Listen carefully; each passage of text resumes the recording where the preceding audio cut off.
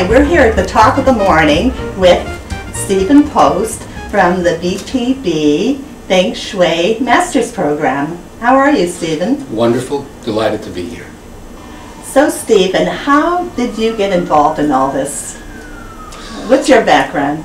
Well, my involvement with Feng Shui really began as a little boy of 4 or 5. I was walking down the block from my parents' house in the Bronx to my aunt's house, and I saw the sun shining on a vacant lot and had what is called a classic extroverted mystical experience, kind of like ingesting the world. And at that point I decided that I would create a language that would not only describe but attempt to embody that dimension of the inspiration aspect of nature. I did create such a language, and in a sense have been on that path ever since. Another key moment was my involvement with the natural world in high school and in college. Growing up in New York City, the parks were my great refuge. I was a student of mythology. My high school hero, Joseph Campbell, later became a teacher and friend, and that dimension led me to research nature in relationship to religion. I was also a first-generation hippie, and that certainly had a significant, inspiring dimension. And in the Summer of Love, I and a friend traveled 14,000 miles around the United States, visiting San Francisco in the so-called Summer of Love, and I spent one evening on a sacred mountain, Mount Tamalpais, in Marin County, just north of San Francisco. Then, in 1970, I returned specifically to the Bay Area to visit Mount Tamalpais. I became fire lookout there, and that led me to make a commitment to learn whatever I could about Feng Shui, geomancy, earth mysteries, and now it's 46 years as fire lookout. I'm senior lookout and a training officer. What was originally a job has now become a volunteer activity. And the mountain has been one of my most important teachers. One of the great masters, early forefather named Greenbird in China, spent many years at the top of Mount Li.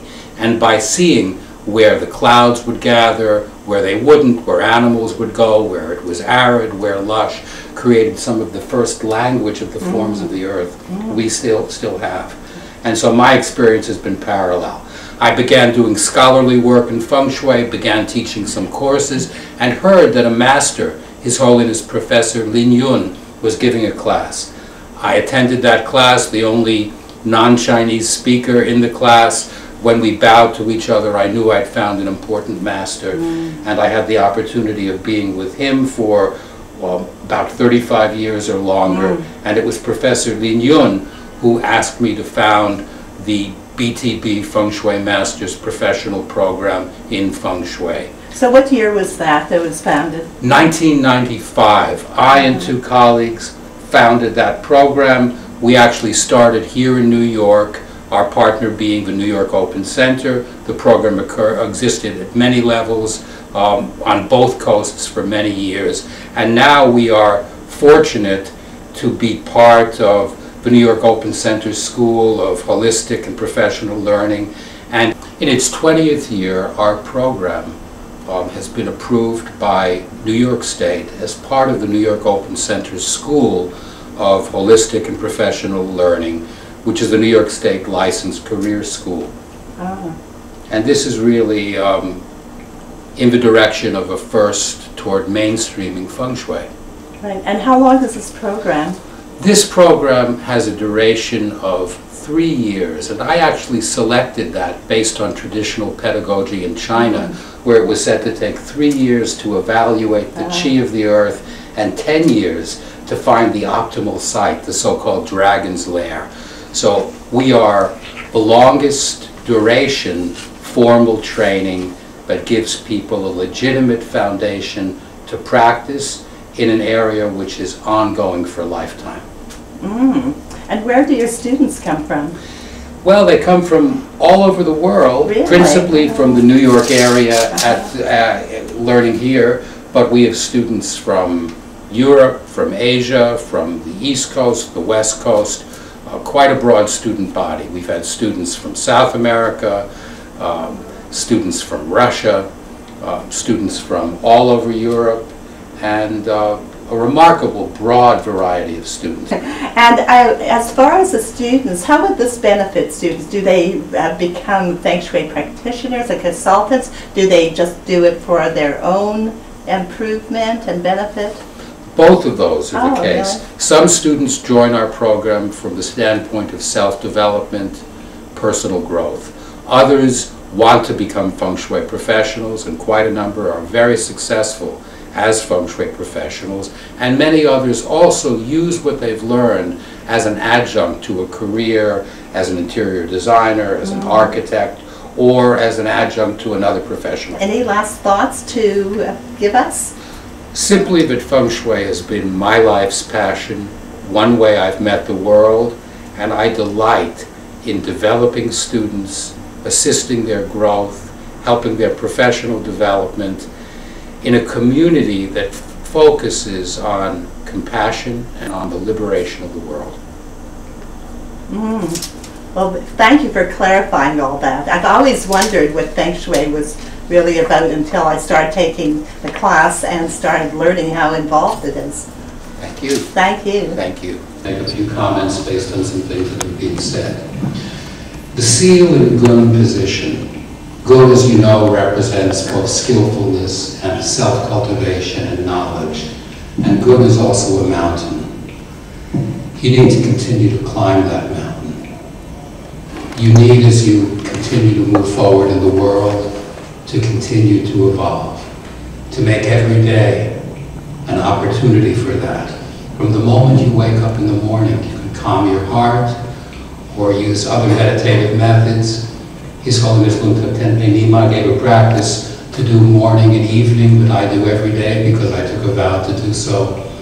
And as you continue to explore the relationship between nature and self-nature, between your being and your emptiness, I think you'll find a lot of delight and a lot of joy in embodying the universal, and in doing so in a way of oneself, and to take advantage of the profound opportunity to connect with such a wisdom lineage. Professor Lin Yun sought out the Burn tradition in India, and there were 3 visits exchanged, and then about 10 years ago, Professor Lin was enthroned as a Rinpoche in the Burn tradition.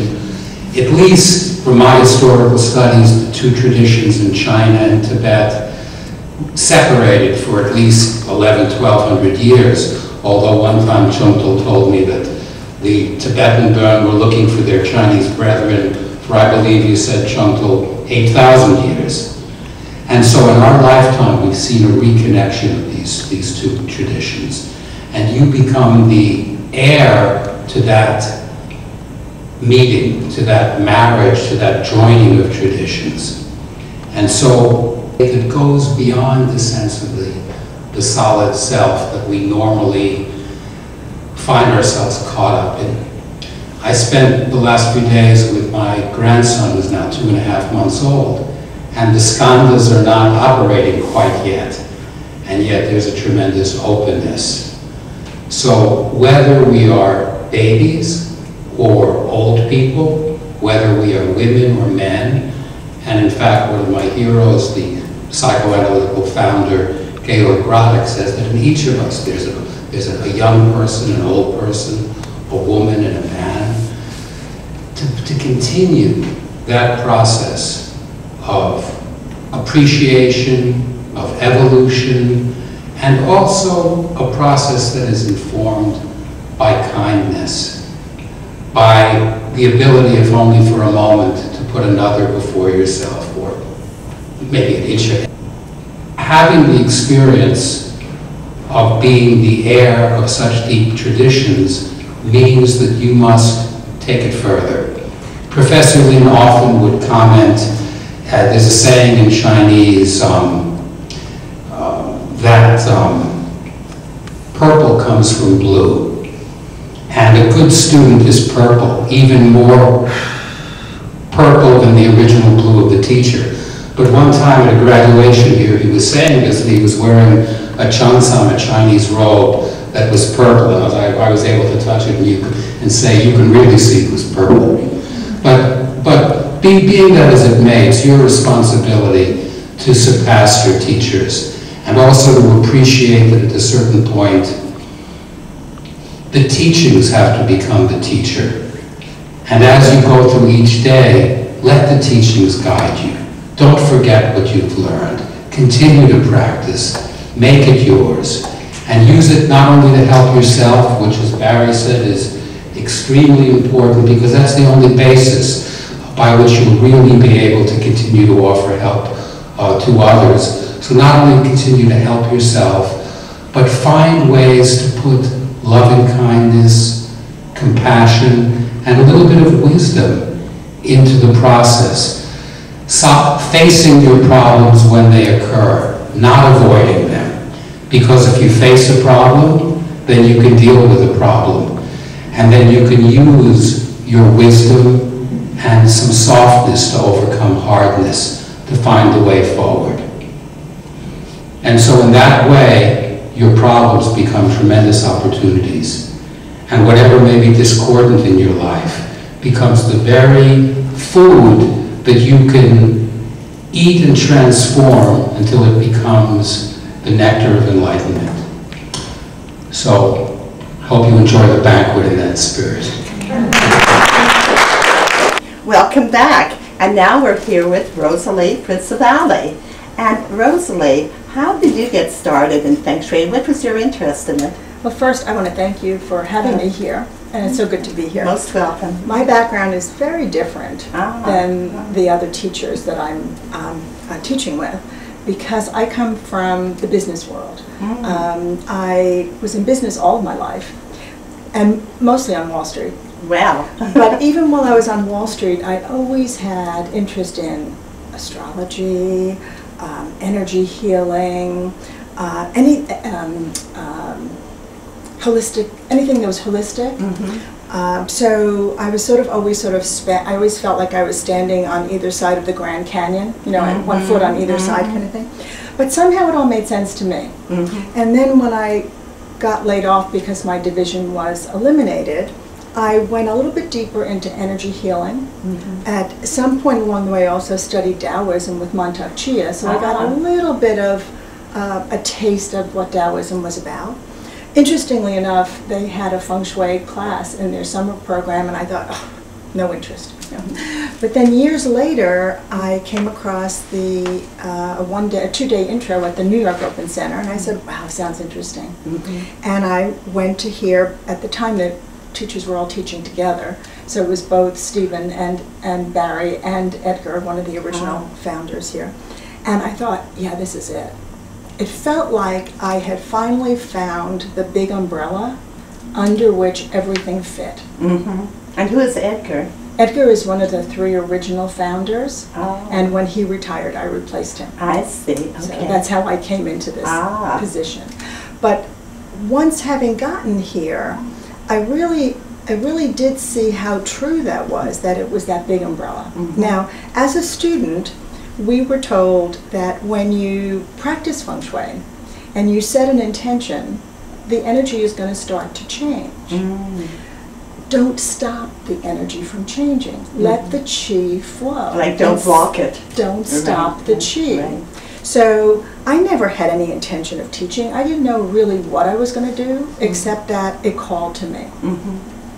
And once I had graduated, one of my colleagues who was a graduate before me had some classes that she was no longer going to teach and asked if I wanted to teach. So I hesitated, but I knew I wasn't allowed to stop the qi. So I said, okay. You know, that's a good thing to remember, right, in all of life. Right, well, yeah, because I didn't know where I was going. Right, I just knew I wanted something. So I taught her classes and I got really excited, and the next thing I know, well, I think I need to start promoting myself, because by then I was a graduate. And then I got a call from Barry saying, I hear you're teaching. Would you like to teach the intro with me at the Open Center? I went, okay. After that, I was like, now I really have to promote myself. And then I got a call from a woman in Florida who was a graduate saying, I have all these classes that I can't teach, I've moved. Would you like to teach them? Okay. So little by little, I was being pulled into this teaching. And it was a wonderful way for me as a graduate actually to learn feng shui. Because I had to always think about, what am I going to tell this group about feng shui that's going to help them understand it? And in doing that, I was learning more about feng shui than I thought I even knew. So that's in a sense. So then what happened was, fast forward,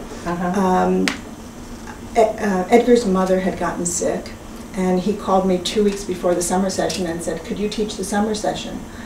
And I said, 4 days? and then I realized, he's the one that told me you can't stop the chi. Right. So I said, okay. Now I was really in a panic by then. Luckily, his mother got well enough that he could teach it, and I became his teaching assistant. And then when he retired, he asked me to step in, and obviously I didn't know about it at the time, but he had spoken with Barry and Stephen to tell them that he was offering me his position. Right. So that's how I got here. Oh, and how long have you been teaching at the BBB? Since 2007. Since May of 2007. Right. At that time, I was also asked to take on administration, and I've done that for the last 8.5 years. But now the 3 instructors are sharing the administration, so it's a more balanced life for me. And how do you feel about, like, some people think that feng shui is just about moving furniture. What is your perspective of it? Oh, I get chills. Well, that's my favorite question to have to answer, because feng shui is really about energy. As you mentioned before, don't stop the energy, right? Right. It's about chi. It's about energy. Chi means energy? Chi means energy. Right. It's about, and what we do in feng shui is we're trained to observe what's going on around us, what's going on in us, and see what patterns we find in the environment. And that becomes clues for us. So in a sense, feng shui is sort of metaphorical, but it's also like using the environment to heal what's going on with the client or the person. I think we have a clip, so let's have a look. Great. Anyway, 3 years ago, 3 very, very long years ago, you bravely started something called BTB Feng Shui Masters Training Program. And likely your family and friends said, what? Despite what you read, despite what we told you about it, I'm pretty sure, because I was a student once myself, that you came here without a clue and were shocked after the first weekend and said, whoa. You really had no idea what you were getting into. But you trusted us, and you put your lives in our hands.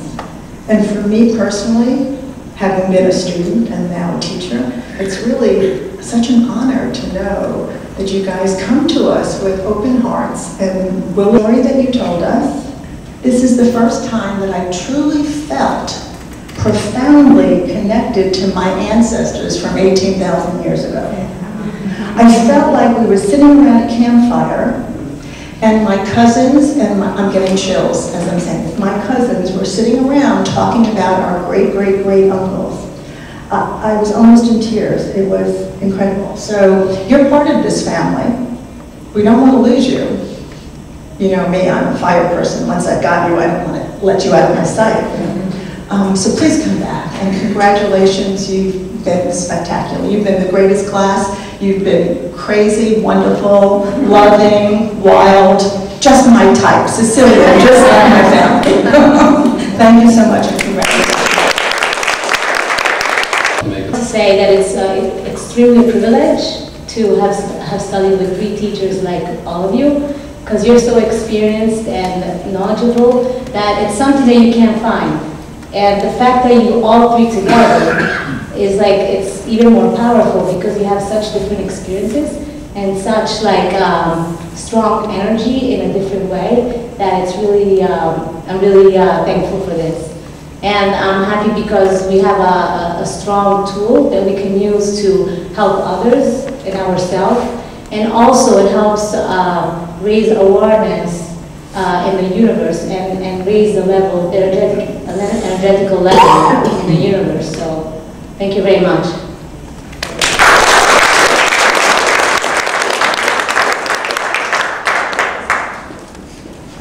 Well, I have to say more than thank you. It's just a pleasure being every time 3 months from Orlando.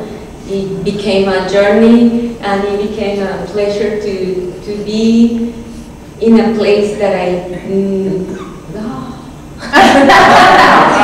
in another place that it was not familiar for me.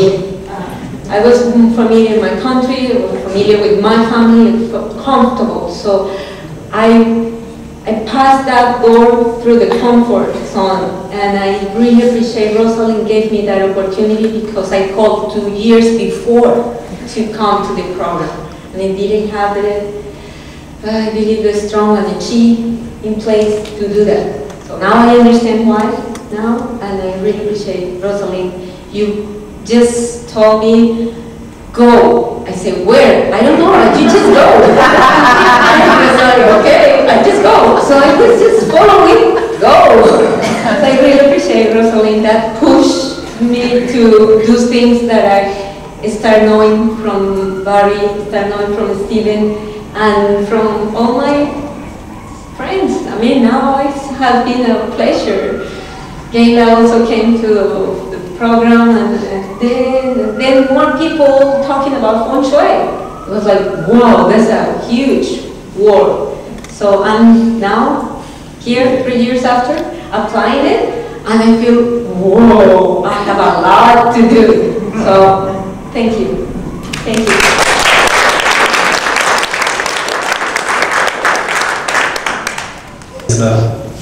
The wealth of wisdom, so we're going to get all that today. So the mantra is, I'm going to teach you now, then I'll do the invocations, and then we'll do it together. So it actually has a few bij mantras. Bij mantras you probably know are seed mantras, they're essences of the different goddesses. So this is Om, say it after me. Om. Aim is Saraswati, the goddess of wisdom. Hrim, H-R-E-E-M, Hrim. Hrim is the Maha goddess. Shrim, which is the goddess of wealth. It's the name of Lakshmi. Lakshmi Bhyo. Lakshmi Bhyo. That's the plural, so that means the 8 Lakshmis. Lakshmi Bhyo instead of just plain Lakshmi. Namah. Namah. Okay. Om Aim Hrim Shrim Lakshmi Bhyo Namah. When I do it, I'll break it up. Okay, you ready? So close the eyes, like round the feet. And I'm going to do Ganesha, as I said, and then a Lakshmi Gayatri, which is a longer mantra, and then we'll do the mantra together.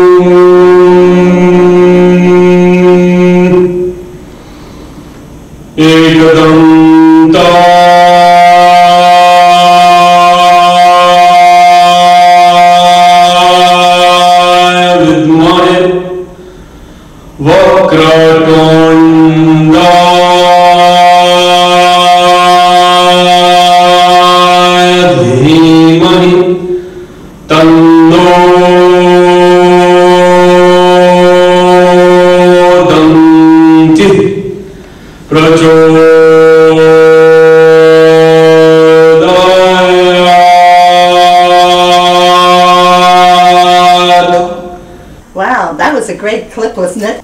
So what is the most valuable thing a student could get out of this course? For me, what really always impressed me was that as part of feng shui, you're observing nature. As you observe nature, you start to see the patterns in nature. And then you start to notice the changes in the patterns. And then you learn what they might mean. The biggest thing, I think, is that we're so disconnected from the world we live in. Especially with cell phones and all this technology. Yeah, years ago, I remember my older brother saying to me, we're going to have a very cold winter. And I said, and how do you know that? And he said, well, the squirrels are fat. And I said, the squirrels? Okay, it turned out it was a cold winter. Wow. So the next year I was in Central Park in November, and I thought, squirrels, let me check. And I looked at the squirrels, and I'm like, I can't tell if they're fat or skinny. So I made a decision, not going to be a cold winter. And it wasn't cold until around January, when suddenly the squirrels started to fatten up. But what I got from that was, 5,000 years ago, we didn't have weathermen. Right.